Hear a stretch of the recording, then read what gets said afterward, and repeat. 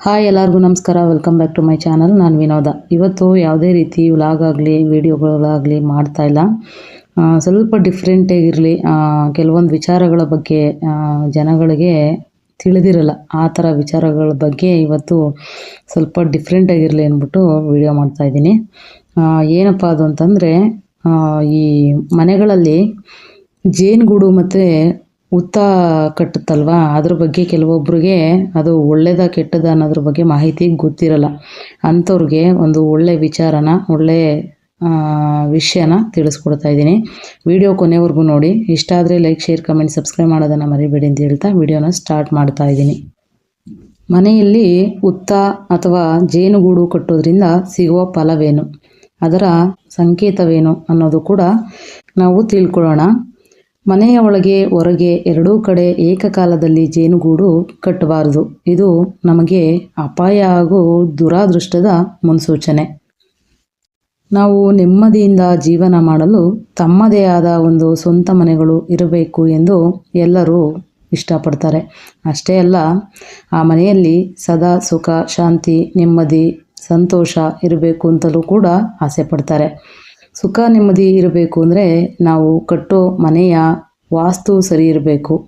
ಯಾವುದೇ ಮನೆ ಕಟ್ಟುವಾಗಲೂ ವಾಸ್ತು ನೋಡಿಯೇ ಕಟ್ತೀವಿ. ಇದು ಹಿಂದಿನ ಕಾಲದಿಂದಲೂ ನಡೆದುಕೊಂಡು ಬಂದಿರುವ ಪದ್ಧತಿ. ಹೀಗೆ ವಾಸ್ತು ನೋಡಿ ಕಟ್ಟಿದ ಮನೆಯಲ್ಲೂ ಕೂಡ ಕೆಲವೊಮ್ಮೆ ನಾನಾ ವಿಧವಾದ ಅಶುಭಗಳು, ಅಪಶಕುನಗಳು ನಡೆಯೋದುಂಟು.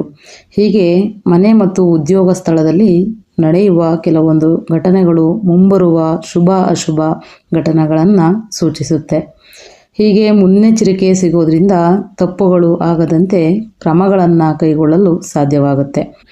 ಹೀಗೆ ಸೂಚನೆ ನೀಡುವ ವಿಚಾರಕ್ಕೆ ಬಂದರೆ, ಮನೆಯಲ್ಲಿ ಹುತ್ತ ಬೆಳೆಯುವುದು ಅಥವಾ ಜೇನುಗೂಡು ಕಟ್ಟುವುದು ಪ್ರಮುಖ.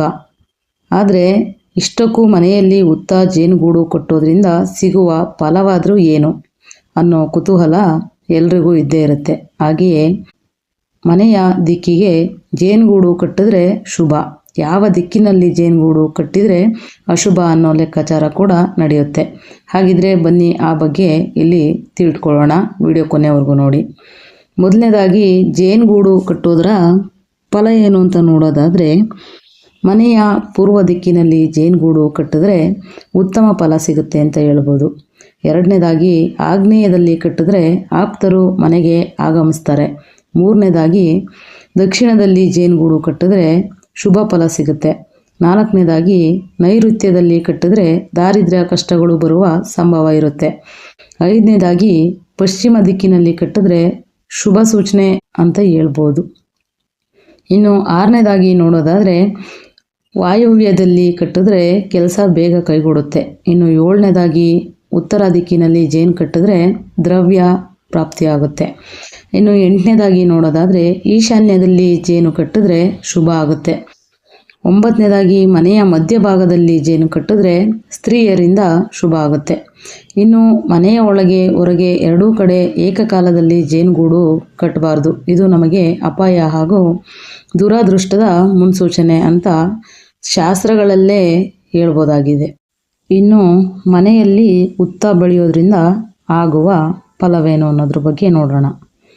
ನಮ್ಮ ಶಾಸ್ತ್ರಗಳ ಪ್ರಕಾರ ಶಕುನ ಶಾಸ್ತ್ರವೂ ಕೂಡ ಒಂದಾಗಿರುತ್ತೆ.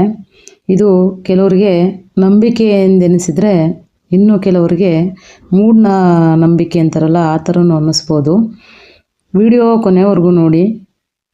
ಇವುಗಳ ಮೇಲೆ ಒಂದು ಕಿರಣ ಬಿದ್ದರೆ ಏನಾಗುತ್ತೆ ಅನ್ನೋದ್ರ ಬಗ್ಗೆನೂ ನೋಡೋಣ. ಮನೆ ಉದ್ಯೋಗ ಸ್ಥಳದಲ್ಲಿ ನಡೆಯುವ ಕೆಲವೊಂದು ಘಟನೆ ಮುಂಬರುವ ಘಟನೆಗಳನ್ನು ಸೂಚಿಸುತ್ತೆ. ಕೆಲವೊಂದು ಘಟನೆಗಳು ಶುಭ ಅಶುಭ ಎಂದು ಪರಿಗಣಿಸಲಾಗುತ್ತೆ. ಆದ್ದರಿಂದ ಮುನ್ನೆಚ್ಚರಿಕೆ ಕ್ರಮಗಳನ್ನು ಕೈಗೊಳ್ಳಲು ಸಾಧ್ಯವಾಗುತ್ತೆ. ಇನ್ನು ಮನೆಯಲ್ಲಿ ಹುತ್ತ ಬೆಳೆಯೋದ್ರಿಂದ ಅಥವಾ ಜೇನುಗೂಡು ಕಟ್ಟೋದ್ರಿಂದ ಆಗುವ ಫಲವೇನು ಎಂಬ ಕುತೂಹಲ ಎಲ್ರಿಗೂ ಇದ್ದೇ ಇರುತ್ತೆ. ಮಣ್ಣಿನಿಂದಲೇ ಗೋಡೆಗಳನ್ನು ಕಟ್ಟಿ ಮನೆಯೊಳಗೆ ಅಥವಾ ಮನೆಯೊಳಗೂ ಮಣ್ಣಿನ ನೆಲವನ್ನು ಹೊಂದಿದ್ರೆ ಅಂತಹ ಜಾಗದಲ್ಲಿ ಮಳೆಗಾಲದಲ್ಲಿ ಸಾಮಾನ್ಯವಾಗಿ ಹುತ್ತಗಳು ಬೆಳೀತಿದ್ವು ಆವಾಗ. ಇವಾಗ ನೋಡೋದಾದರೆ ಹುತ್ತಗಳು ಎಂದಾಕ್ಷಣ ಅದರಲ್ಲಿ ಹಾವುಗಳು ಇರುತ್ತದೆ ಎಂಬ ನಂಬಿಕೆ ಎಲ್ಲರಲ್ಲೂ ಇದೆ. ಹಾವು ಹುತ್ತವನ್ನು ಕಟ್ಟದಿದ್ದರೂ ಗೆದ್ದಲು ಕಟ್ಟಿದ ಹುತ್ತದೊಳಗೆ ಹಾವು ಸೇರಿಕೊಂಡಿರುವುದು ಸಾಮಾನ್ಯ. ಇನ್ನು ಮನೆಯೊಳಗೆ ಗೆದ್ದಲು ಮನೆ ಕಟ್ಟಿದರೆ ಅದರೊಳಗೆ ಹಾವು ಸೇರಿಕೊಳ್ಳುವುದು ಅಸಾಧ್ಯ, ಆದರೆ ಶುಭ ಸೂಚನೆ. ಅದು ನಾಗದೇವರ ಸ್ಥಳ ಎಂಬ ನಂಬಿಕೆ ಕರಾವಳಿಯಲ್ಲಿ ನಾಗಾರಾಧನೆ ಮಾಡೋದ್ರಿಂದ ಆ ನಂಬಿಕೆ ಬಂದಿರ್ಬೋದು. ಮನೆಯೊಳಗೆ ಹುತ್ತ ಕಟ್ಟಿದ್ರೆ ಆ ಮನೆಯನ್ನು ಬಿಡಬೇಕು ಎಂಬ ನಂಬಿಕೆಯೂ ಕೂಡ ಇರ್ಬೋದು. ಸ್ನೇಹಿತರೆ, ನೋಡಿದ್ರಲ್ಲ, ಮನೆಯೊಳಗೆ ಜೇನು ಕಟ್ಟೋದ್ರ ಬಗ್ಗೆ ಅಥವಾ ಮನೆಯೊಳಗೆ ಹುತ್ತ ಕಟ್ಟೋದ್ರ ಬಗ್ಗೆ ಇವತ್ತು ಮಾತಾಡಿದ್ದೀವಿ. ನೆಕ್ಸ್ಟ್ ವಿಡಿಯೋದೊಂದಿಗೆ ಸಿಗ್ತೀನಿ. ಈ ವಿಡಿಯೋ ಇಷ್ಟ ಆದರೆ ಲೈಕ್, ಶೇರ್, ಕಮೆಂಟ್, ಸಬ್ಸ್ಕ್ರೈಬ್ ಮಾಡೋದನ್ನು ಮರಿಬೇಡಿ ಅಂತ ಹೇಳ್ತಾ ವಿಡಿಯೋನ ಇಲ್ಲಿಗೆ ಎಂಡ್ ಮಾಡ್ತಾ ಇದ್ದೀನಿ. ನಮಸ್ತೆ.